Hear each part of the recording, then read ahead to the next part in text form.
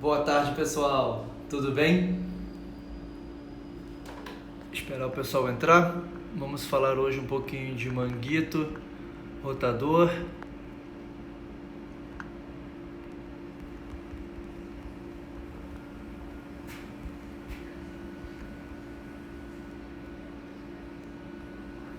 Boa tarde, pessoal. Vocês estão me ouvindo bem?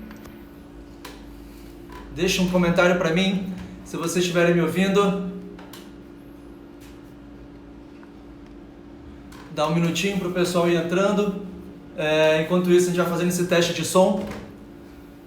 Se tiverem, mandem uma mensagem. Eu já vou. Beleza, boa, Flávio.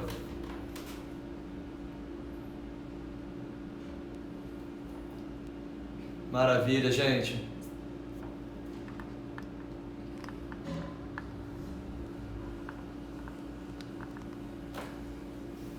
Bom, pessoal, hoje a gente vai falar um pouquinho sobre... Vamos bater um papo sobre o manguito rotador, sua função na estabilidade do ombro. Nesses últimos dias eu lancei um vídeo no Stories. Esse vídeo ele foi... teve super sucesso, o pessoal fez várias perguntas, porque eu falei exatamente uma visão um pouquinho diferente do manguito rotador. Uma visão do manguito rotador na função principal que eu considero. Vocês podem deixando suas dúvidas aqui embaixo, tentar manter dentro do tema. O que não for dentro do tema a gente organiza para fazer para uma próxima live. Só esperar um minutinho a mais, o pessoal já está entrando.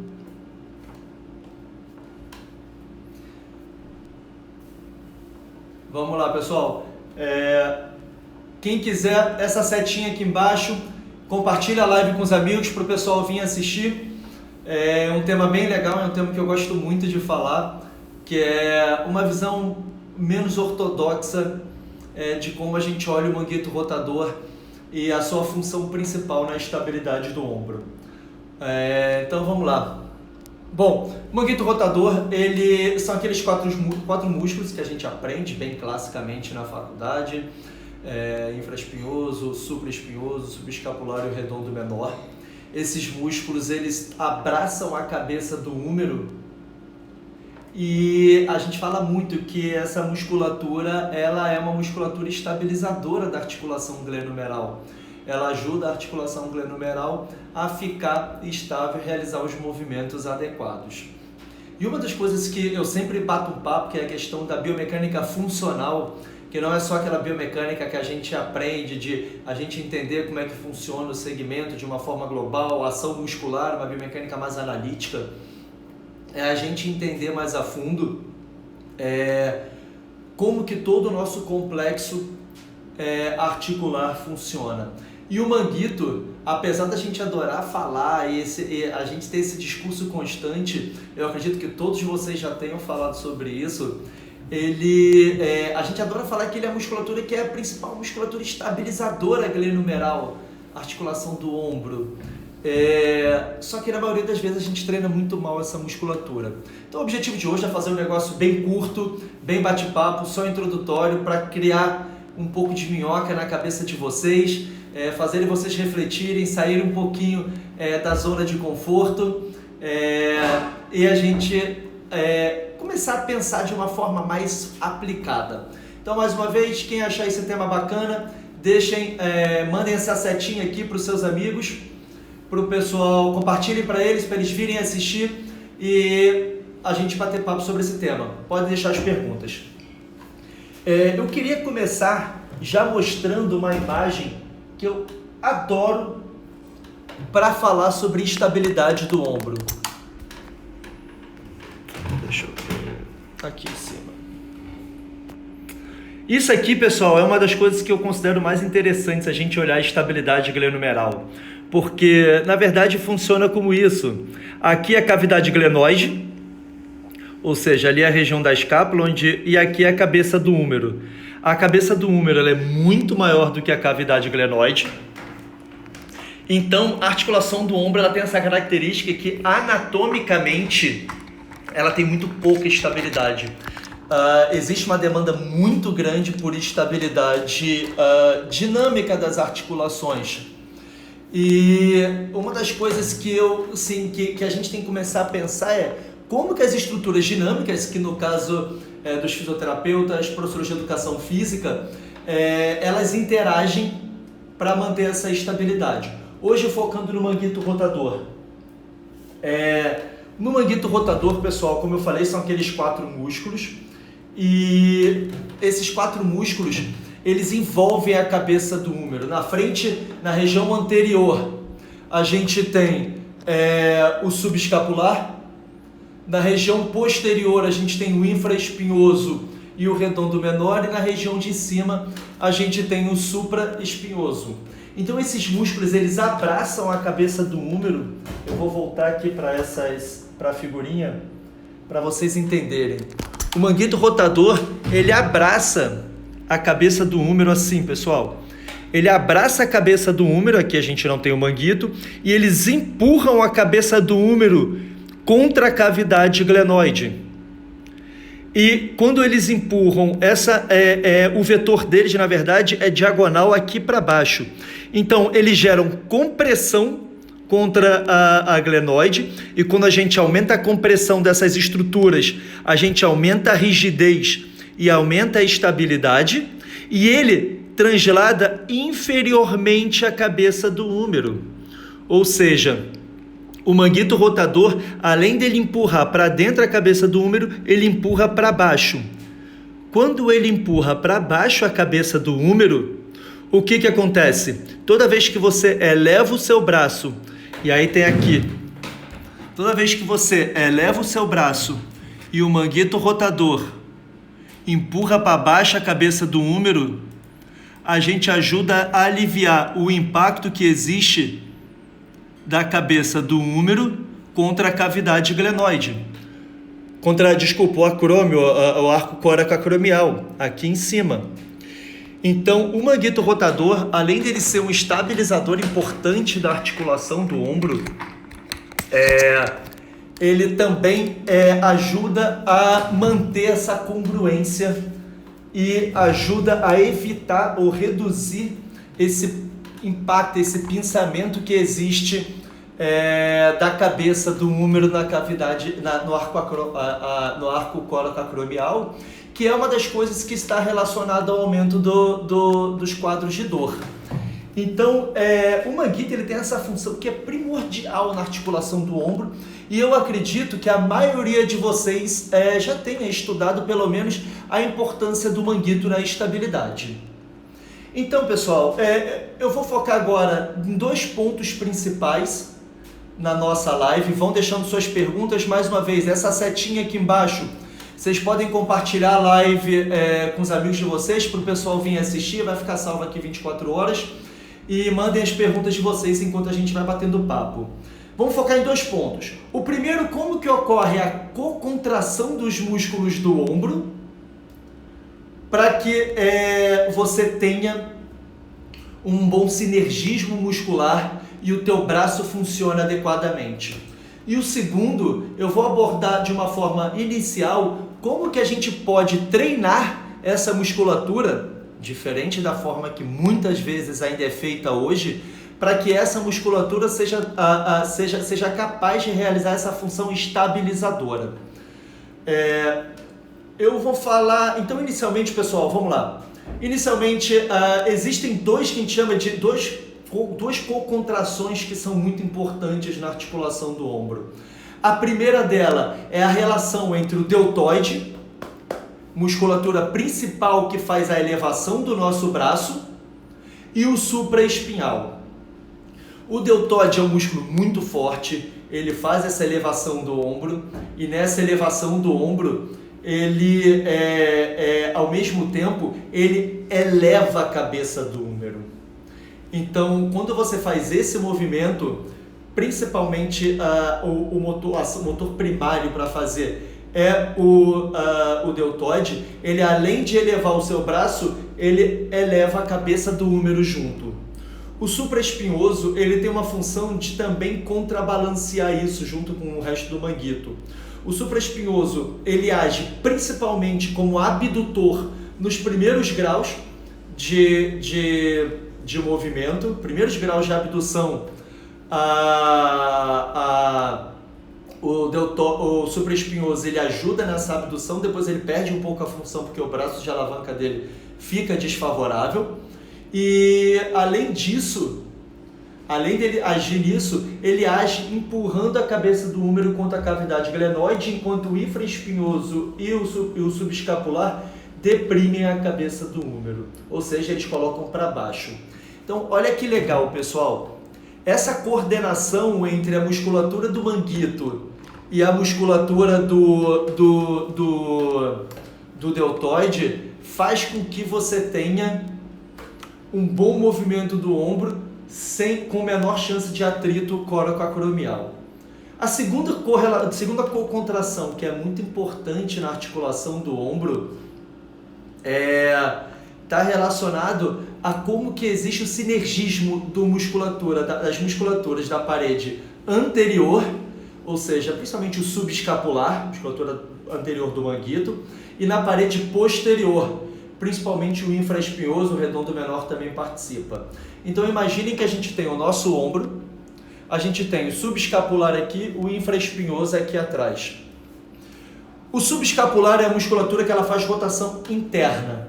Então, quando a gente faz esse movimento de rotação interna, a gente tem vários músculos como peitoral maior, grande dorsal fazendo, só que no manguito rotador é o subescapular, essa musculatura principal que faz.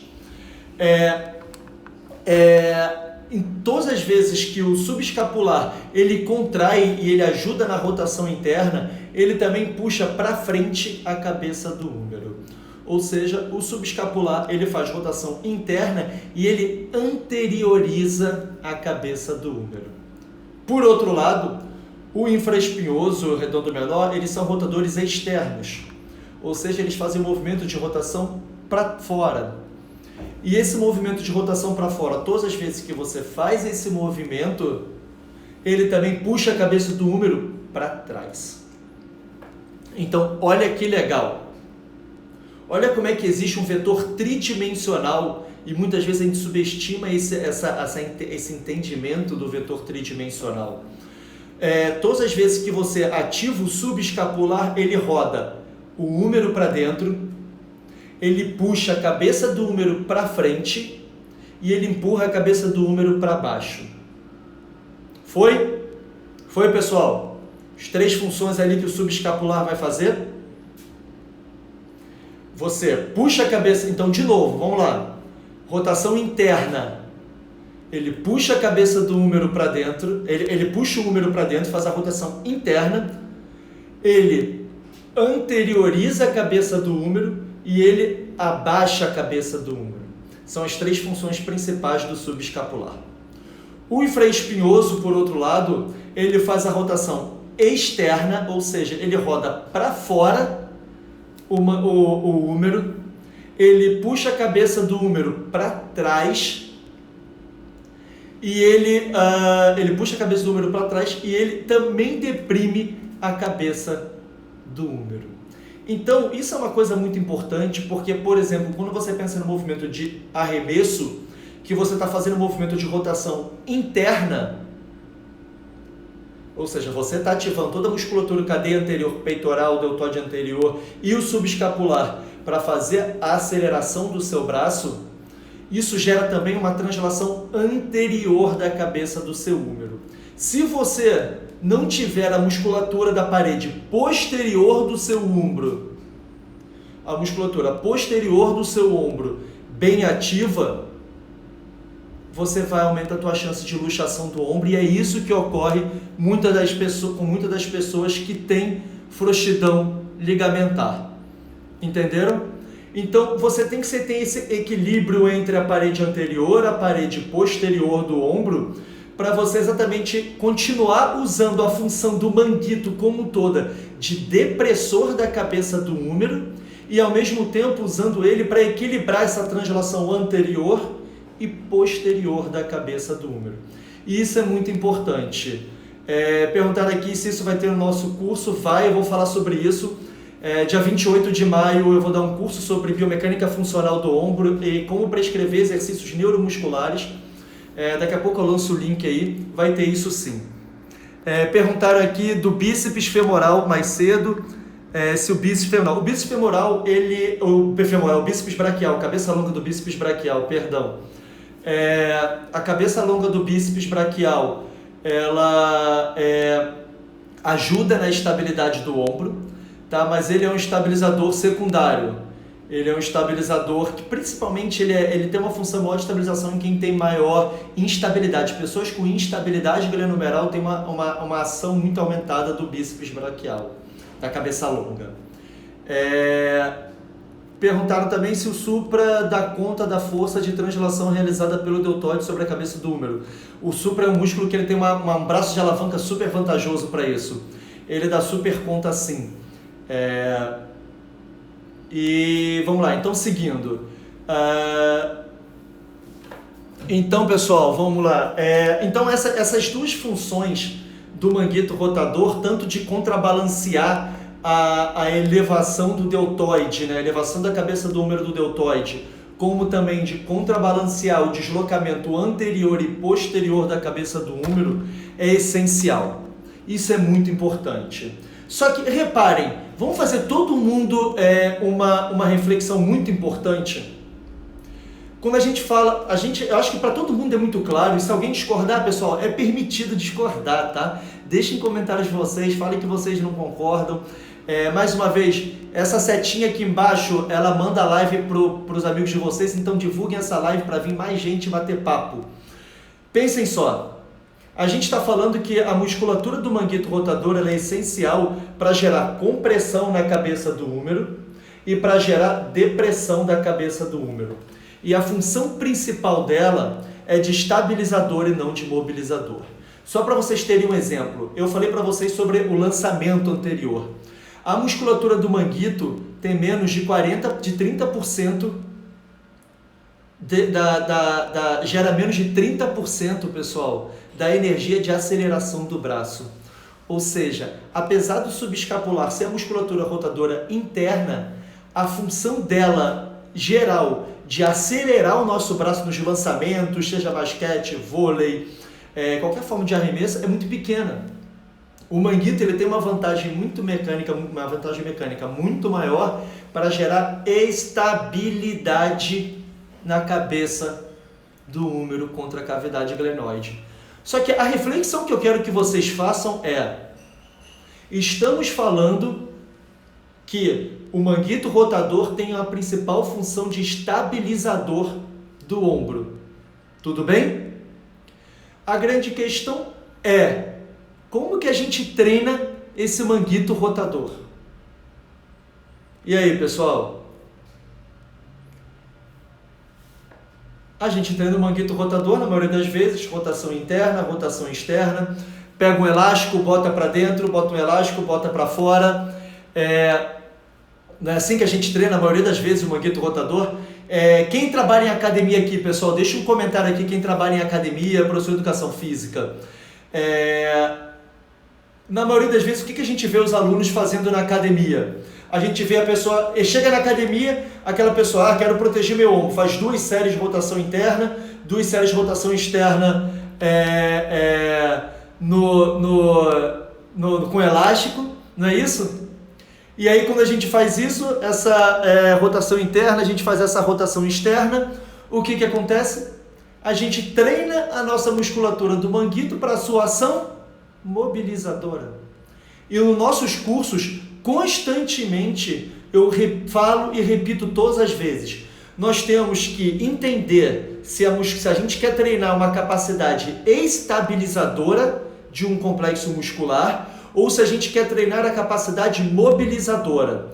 É óbvio, pessoal, que em algum momento a gente vai ter que juntar a capacidade de estabilizar com a capacidade de mobilizar. Só que quando se trata do manguito rotador, a importância da musculatura do manguito rotador para a mobilidade do ombro, em termos de a quantidade de força que o manguito rotador gera para os movimentos de aceleração, é pequeno. O manguito rotador tem uma função muito mais importante na sua função estabilizadora. Porém, Quando a gente vê, na maioria das vezes, academia ginástica, eu trabalhei mais de 10 anos em academia, a gente vê na própria fisioterapia, é muito comum o pessoal chega a fortalecer manguito, rotador interno, porque ele tem que trabalhar subescapular, rotador externo, porque ele tem que trabalhar o infraespinhoso redondo menor. Só que eu quero mostrar para vocês um artigo muito legal sobre isso. Vocês já pararam para perceber que as pessoas chegam de uma forma geral e elas fazem 2 ou 3 séries para dentro, 2 ou 3 séries para fora? A primeira coisa que eu quero chamar a atenção de vocês é isso. Por que a gente faz o mesmo volume de treinamento na musculatura de subescapular ou da musculatura de infraespinho, de rotadores internos e musculatura de rotadores externos? Olha que legal esse estudo aqui. Deixa eu tirar aqui de novo do tripé, calma aí. Esse aqui é um estudo publicado no Strength and Conditioning Research. Acho que dá para todo mundo ver aí. Falando sobre as características da musculatura do ombro em população que faz treinamento de força recreacional. Ou seja, público de academia. Como que ocorre como que é a capacidade do ombro? O que eles encontraram? Que pessoas que praticam musculação de forma geral, eles têm uma fraqueza dos músculos rotadores externos em relação aos rotadores internos. Ou seja, a musculatura rotadora externa, musculatura de infraespinhoso redondo menor, ela é mais mais fraca do que a de rotadores internos, que é subescapular. E isso induz a uma translação anterior da cabeça do húmero.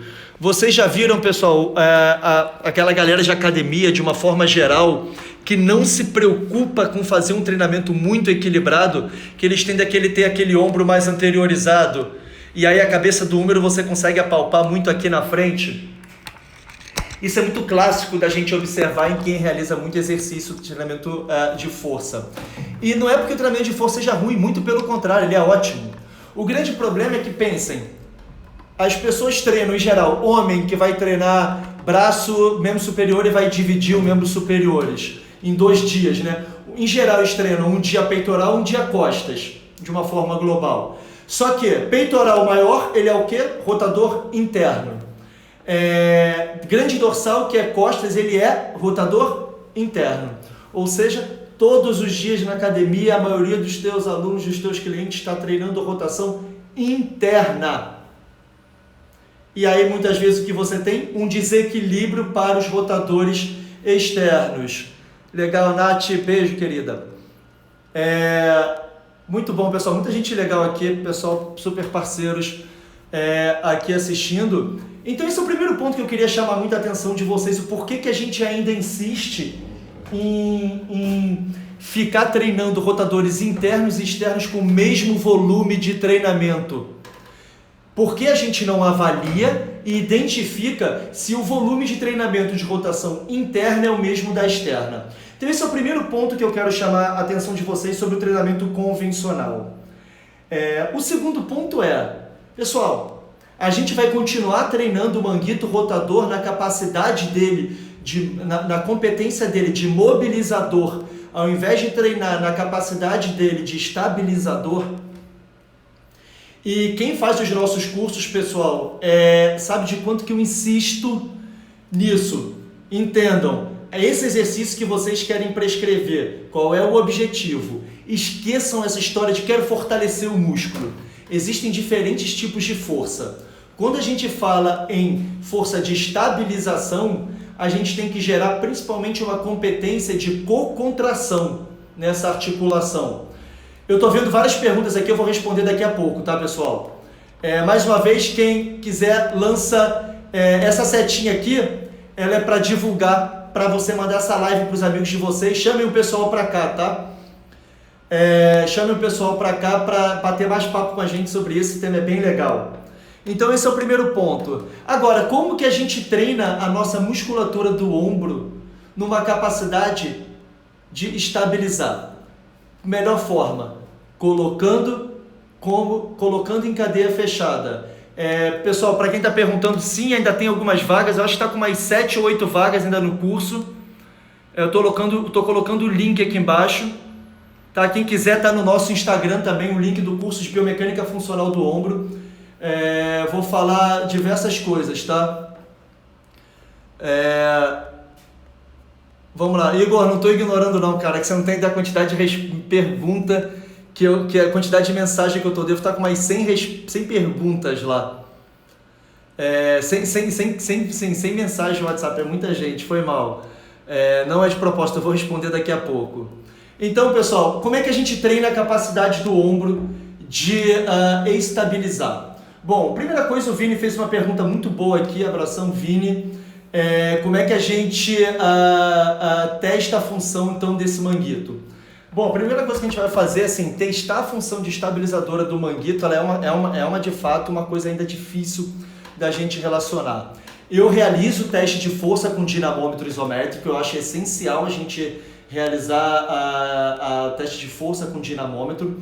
Funcionalmente hoje eu realizo aqui na Biocinética, nosso laboratório, a gente realiza a avaliação 3D da escápula, tem um videozinho aqui atrás. A gente faz a avaliação 3D do ombro e nessa avaliação 3D eu vejo tanto o movimento 3D da escápula quanto que eu vejo também a capacidade de rotação externa do ombro. Então eu consigo ver se durante o movimento os rotadores externos estão agindo adequadamente para fazer essa rotação externa adequada. É uma das formas que a gente usa hoje para testar a estabilidade, para testar, na verdade, a capacidade e a competência de ação do manguito. Mas é de fato muito difícil, não existe um teste validado para você medir a competência do manguito rotador de estabilizar.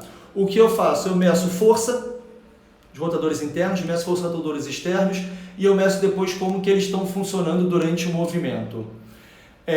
Eu trouxe para vocês algumas brincadeiras aqui de exercício só para vocês entenderem como é que a gente pode brincar. Então, estava falando aqui sobre que a gente tem que colocar em cadeia fechada. A gente precisa colocar o nosso ombro em cadeia fechada e para a gente colocar o nosso ombro em cadeia fechada, a gente tem que gerar alguns estímulos. Então, na verdade, o último ponto que eu queria mostrar para vocês é algumas formas, só para dar ideia para vocês de como é que a gente pode trabalhar esse manguito rotador como um estabilizador. Esse aqui é um exemplo que eu gosto muito. Essa aqui é a Carlinha e a Ana, são da nossa equipe de fisioterapia. Repara o que ela está fazendo. Ela está empurrando a coxa para cá. Quando ela empurra a coxa para cá, agora é um nível avançado. Quando ela empurra a coxa para cá, mantendo aquele braço lá, ela empurra, ela gera força para empurrar a perna de volta. Quando ela gera força para empurrar a perna de volta, ela está usando força lá na mão. Olha a mão dela, está com o cotovelo dobrado com uma almofadinha. Não precisa ter essa almofada, isso aqui são possibilidades. Quando ela faz isso, quando ela empurra a coxa para lá, ela está empurrando a mão contra a almofada. Quando você está empurrando a mão contra a almofada, o que você está fazendo? Estimulando rotadores externos em cadeia fechada. Olha que legal, pessoal. Eu estou trabalhando os rotadores externos e aí você pode ir subindo a posição do braço, você pode fazer diversas alternativas muito legais. Outra forma, eu vou desativar os comentários só para... eu subo aqui, pronto. Acho que agora dá para ver.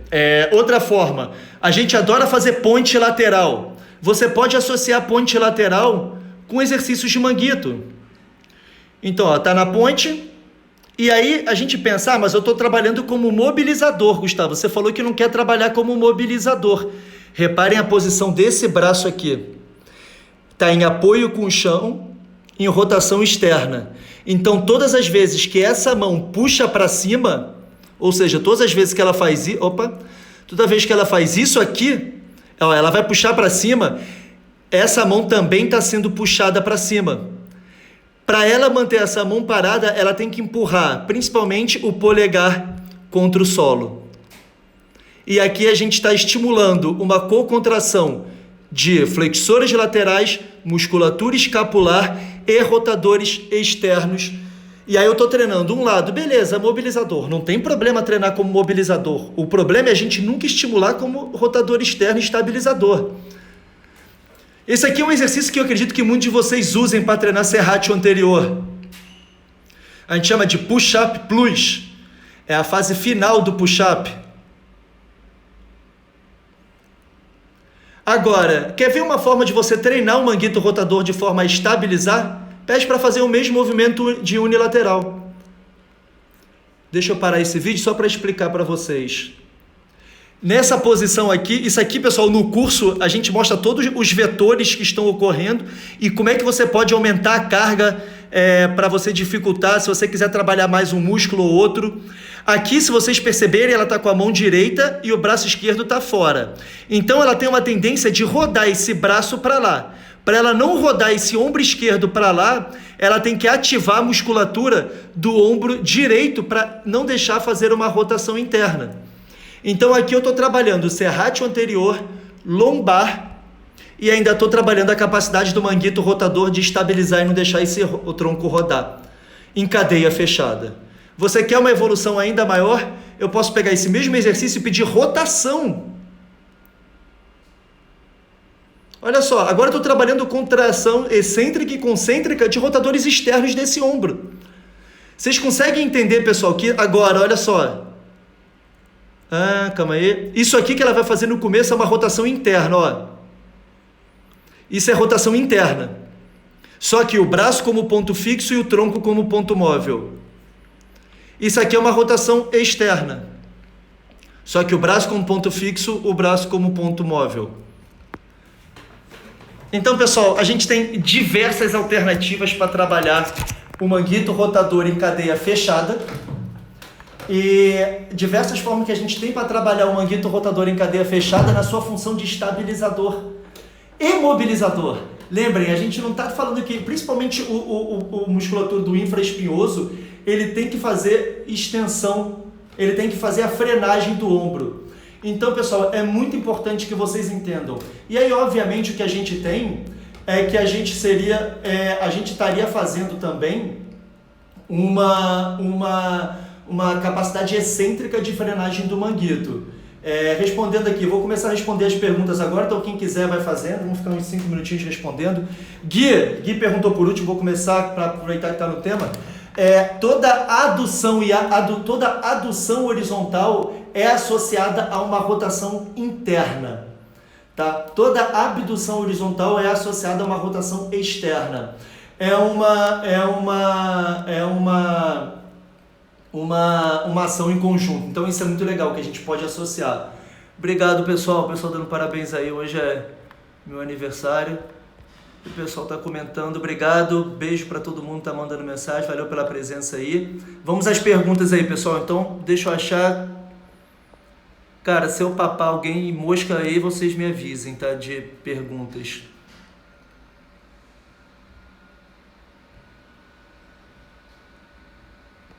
Já respondi.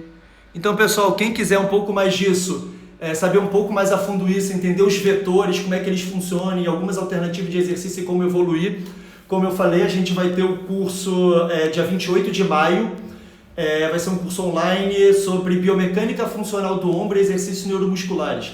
Além dessa parte de manguito, eu vou falar sobre biomecânica escapular, sobre tronco, como que eu faço a integração dessa questão da tensibilidade de quadril, tronco, lombar, escápula, ombro, para conseguir um treinamento mais adequado.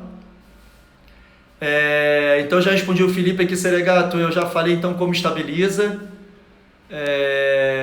Treinar estabilidade, exatamente, Adriane, estabilidade, não mobilidade, a gente pode treinar os dois. Flavinho, isso aí, rotação interna e externa clássica.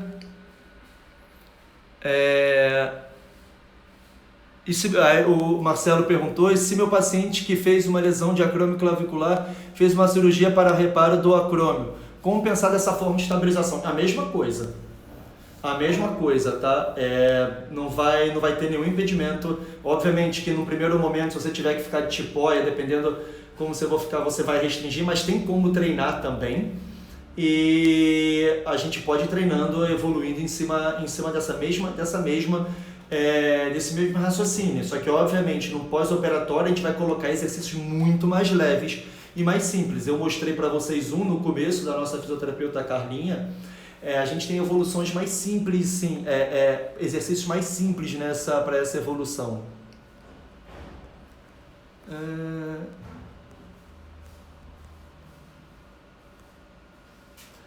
O Marcelo falou que o supraespinhoso ele sofre com déficit de vascularização. Ele tem uma região que é uma região que ela tende a ter uma menor vascularização mesmo, é normalmente onde ele rompe.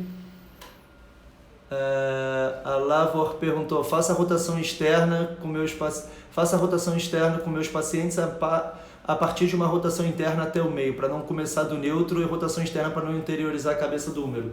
O problema é você continuar somente prescrevendo exercícios de mobilização. Eu acho que agora, você vendo o que eu falei esse tempo todo, não importa tanto você vir até o final e ir para trás, não é isso que vai fazer diferença não. Isso não vai aumentar ou piorar a anteriorização. O problema é você continuar treinando o mesmo volume de treinamento para rotadores internos e externos, sem entender quem está mais forte ou mais fraco. A gente tem que avaliar para entender isso. A maioria dos casos, as pessoas que não, sem ser casos cirúrgicos, os rotadores externos tendem a ser mais fracos. Felipe Seregato: num crucifixo, estabeleceu uma rotação externa do ombro no fim do movimento concêntrico, contrabalanceio peitoral maior subescapular. Não contrabalanceia. Você continua tendo ativação primária muito desses músculos. O que só uma coisa, a gente não precisa deixar de treinar esses exercícios. O que a gente precisa só é contrabalancear treinando também os antagonistas. Então eu já respondi aqui o Físio 2000, tem vaga lá ainda, algumas poucas.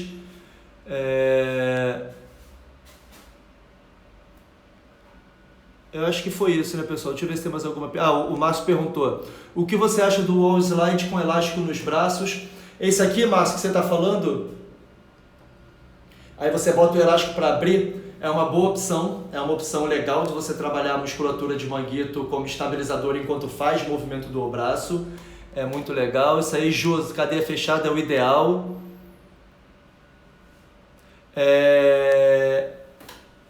O Gargo Rafael: eu explico isso no curso, pessoal. Eu explico biomecanicamente porque quando você faz uma adução horizontal, isso é uma rotação interna. Isso é chamado de paradoxo de Codman.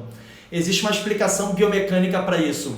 Quer ver? Só para gerar uma brincadeira com vocês. Fiquem todos parados aí. Coloquem o braço do lado do corpo com a palma da mão uma virada para a outra.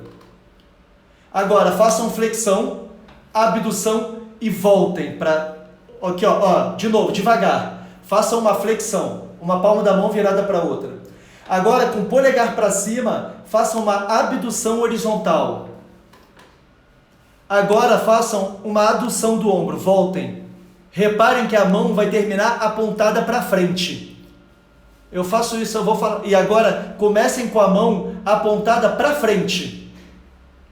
Façam essa mesma flexão, a palma da mão vai estar para cima, abdução horizontal e desçam. Ou seja, você fez a mesma sequência de movimentos, só que você inverteu a posição de rotação do seu ombro. E aí você terminou com a posição diferente. Então, os movimentos do ombro, eles são tridimensionais. Quando a gente pensa nesses movimentos no plano transverso aqui, a gente chama muito isso aqui de adução horizontal, mas esse movimento de adução horizontal ele não existe anatomicamente. Ele é uma junção de movimentos de adução com rotação interna. Biomecanicamente, essa classificação, eu explico isso no nosso curso, por que isso tem diferença na prescrição de exercícios. Bárbara perguntou: trabalhar com a bola suíça também é uma opção, prancha frontal fazendo rotação interna e externa? Bárbara, eu não sou o maior fã de superfície instável para essas coisas, tá? Eu explico isso outro dia, mas é uma possibilidade. Eu, particularmente, eu não uso.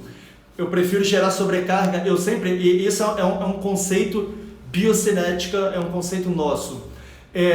Como eu faço a gente tem avaliações precisas, eu não quero fazer um tudão. Eu vou induzir o vetor de força, eu vou escolher para onde vai vir e de onde sai o meu elástico, a minha sobrecarga, baseado no que o meu paciente precisa, tá bom?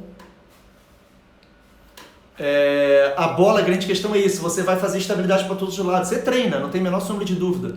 Eu prefiro utilizar outras alternativas, mas é a escolha própria.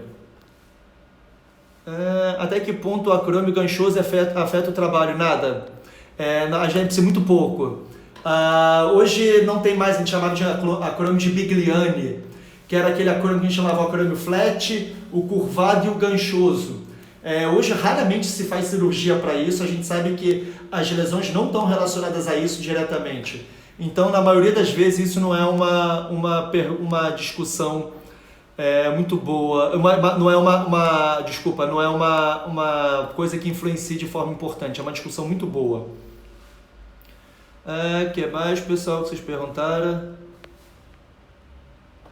Exatamente, Cauê. Cara, vamos juntar a pessoa, fazer alguma forma de aglomerar, né, cara? Ainda mais fazendo o que eu gosto, cara. Eu tenho tanto prazer de fazer isso aqui e bater papo sobre isso, bater papo com vocês, que é meu presente. Eu tô me dando meu presente. Eu não achei a pergunta da Júlia, que não apareceu pra mim, que até o Vini comentou. Saiu uma revisão sistemática, mas estudos... Sobre integração de cadeias, eu acredito que tenha sido isso. Pessoal, cara, integração de cadeia é importante. O problema é que a gente sempre tem que ter um cuidado quando a gente lê os artigos, e isso tem que ficar muito claro. É o tipo de exercício que está sendo utilizado em cada estudo. Integrar cadeia, só que continuar fazendo o que o pessoal continua fazendo, são exercícios que eu considero ruins, realmente não vai ser uma coisa essencial. Agora, quando você começa a entender que se você usa ativação de glúteo de um lado e você irradia para a região escápulo-torácica do outro, porque existe uma relação de tensibilidade entre essas duas regiões, e você consegue estimular uma boa ativação dessas musculaturas, isso é essencial. Eu não consigo pensar num trabalho sem isso, tá? A literatura ainda discute sobre isso, mas eu acredito que a maioria dos artigos que existem sobre ombro, ainda é isso, é o cara que faz, aí ele faz o movimento de desenvolvimento, né, de abdução com agachamento. Aí são integrações que eu não vejo sentido se você não tiver a integração de radiação da musculatura, das musculaturas e complexos musculares que você quer. Então, uma das coisas que eu levo muito em consideração é isso. Como que eu gero a sobrecarga para irradiar de quais músculos ou quais articulações para quais articulações. Isso para mim faz toda a diferença no trabalho e é uma das coisas que a gente vai falar no dia 28. É necessário corrigir disfunções da escápula antes do trabalho específico de manguito? A gente não precisa corrigir disfunções de escápula, mas a gente precisa ter uma boa rigidez da escápula. A escápula tem que ser competente para manter um bom posicionamento. Então, muitas vezes a gente não está preocupado com a correção da disfunção, mas entender quais disfunções estão presentes é importante, apesar da gente não ficar... Isso para qualquer coisa, a gente não vai corrigir. Todo mundo que me ouve falar um tempo, ouve sobre valgismo dinâmico, eu sempre falo, cara, não quer dizer que você precise corrigir todo o valgo dinâmico, é a mesma coisa para a escápula.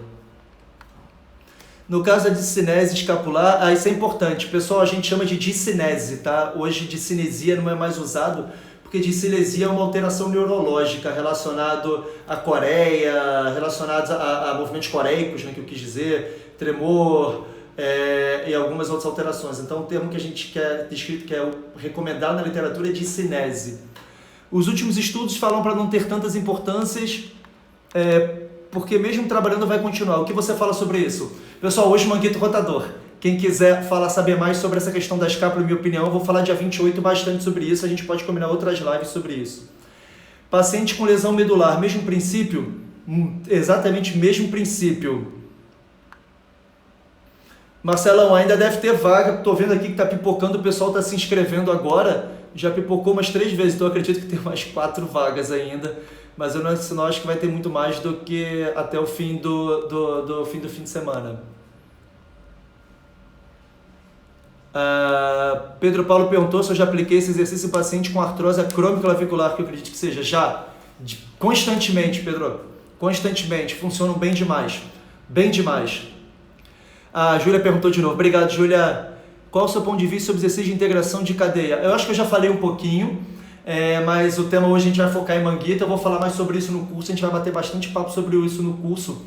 Eu fiz uma resenha crítica desse artigo também, de revisão sistemática, separando quais são os principais exercícios utilizados e por que na verdade eu acredito, aí é uma opinião, é a minha interpretação que não ainda é muito clara na literatura. A Ana Maria fez exatamente. Leandrinho, é...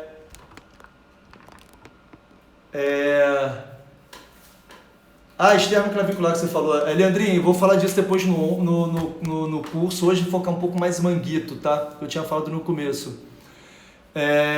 Então, Pedro, externo clavicular mesmo, desculpa, cara.